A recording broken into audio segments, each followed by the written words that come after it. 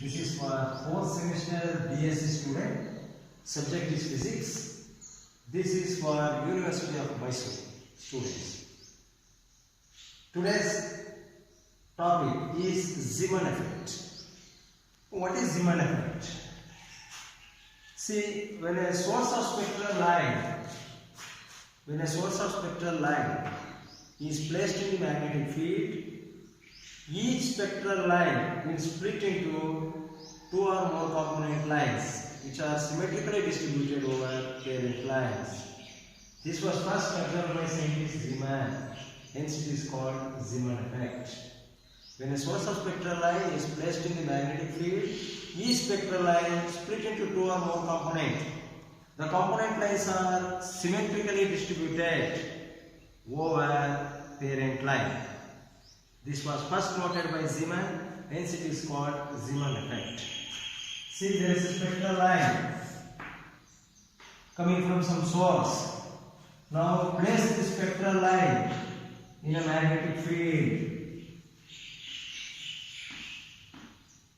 When this source of spectral line is placed, the spectral line is split into three or more component lines. These lines are symmetrically distributed. See, this is parent line. These are component lines. These two are component line. This is parent line. They are symmetrically distributed. This was first noted by Zeeman. Now in Zeeman effect, there are two types of Zeeman effect. First one is normal Zeeman effect.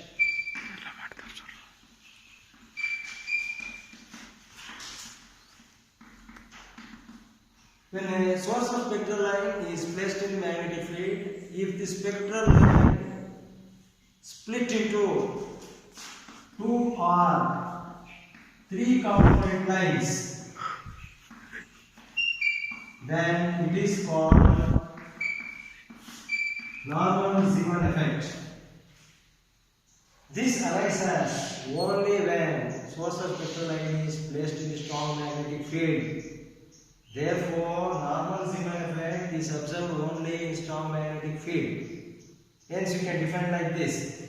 When a source of spectral line is placed in a strong magnetic field, each spectral line will split into two or three component lines or fewer component lines. This is called as normal Zeeman effect. Suppose when a source of spectral line is placed in a weak magnetic field, then the effect observed is called anomalous Zeeman effect. When the source of spectral line is placed in the weak magnetic field, each spectral line splits into three or more component lines. That is, greater component lines are observed. Complex distribution of spectral lines were noted. This is called anomalous Zeeman effect. Here we are using the term anomalous because our expectation is, normal expectation is, splitting of spectral line into more component lines should take place in strong magnetic field. But we are observing it in weak magnetic field. So contradictory observation was noted. Hence it is called anomalous Zeeman effect. Briefing the entire explanation. What is Zeeman effect? When a source of spectral line is placed in the magnetic field, it splits into two or more component lines which are symmetrically distributed over parent lines. This is called Zeeman effect. What is normal Zeeman effect? When a source of spectral line is placed in the strong magnetic field, each spectral line splits into two or more component lines. It is called normal Zeeman effect. Anomalous Zeeman effect. When a source of spectral line is placed in the weak magnetic field, the splitting of spectral line will be three or more. More complex structure is observed. More number of spectral lines will form. More splitting takes place. It is called anomalous Zeeman effect. Now, the distance between these two spectral lines, that is parent line and component line, is called Zeeman effect. See, the difference in their wavelength is represented by d lambda. This is called Zeeman shift. So Zeeman shift is nothing but the distance between two lines, that is parent line and component line. See, when the source of spectral line is placed in the magnetic field, you are placing the atom. It is very similar to placing the atom in the magnetic field, because spectral line source consists of atom. When atom is placed in the magnetic field, what happens? Each energy level in the atom split into two or more sublevels. Therefore, placing the source of spectral line leads to splitting of energy level to two or more sublevels. Now look at this. Let us obtain the expression for Zeeman shift. Consider an atom. Let an electron of mass m is revolving around the circular orbit with angular frequency omega naught. See, since it is revolving in the orbit, its angular frequency is denoted by omega naught. Let r be the radius of the orbit.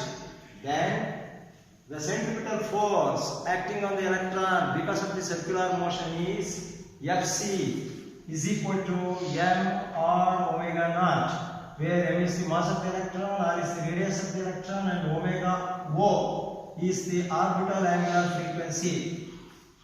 Now let us place this atom. Let us place this atom in the magnetic field. Then magnetic field exerts two types of force on it. One is called radial force and another is called tangential force. These two forces act on the electron due to magnetic field. When magnetic field is applied, two types of force acts. One is tangential force.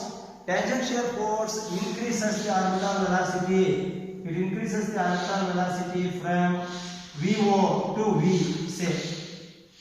Then tangential force Ft is given by this formula dV. We know that V is equal to R omega, therefore Ft is equal to dE R omega. Due to magnetic field, one more force acts on the electron. It is called radial force. Radial force balances the electron in the orbit. Fr is equal to mr omega square. This is the radial force. Now, when atom is placed in the magnetic field, there are three types of forces.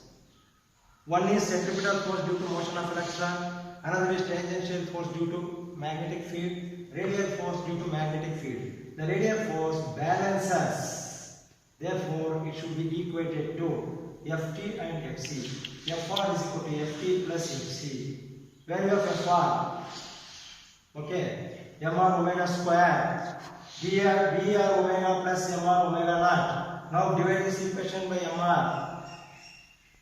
Now rearrange, you will get this. This is nothing but quadratic equation, which is in the form of ax square plus bx plus c. Now a is equal to 1, b is equal to minus b by m, c is equal to 1. So x is equal to omega. Using this formula, x is equal to minus b plus or minus square root of b square minus 4ac by 2a. You simplify. Omega is equal to be by 2m plus omega naught. Now rearrange, you will get this. You know that omega is 2 pi c by lambda. Therefore, omega naught is 2 pi c divided by lambda naught. We should not put c naught because c is constant quantity velocity of light. Therefore, 2 pi c of 1 by lambda minus 1 by lambda naught into b by 2m. Now simplify this. You will get d lambda is equal to d lambda naught divided by 4 pi mc. Since wavelength of parent line and wavelength of component line are approximately equal, we can write lambda naught is equal to approximately lambda. Then you will get d lambda is equal to b lambda square divided by 4 pi mc. This is the expression for Zeeman shift.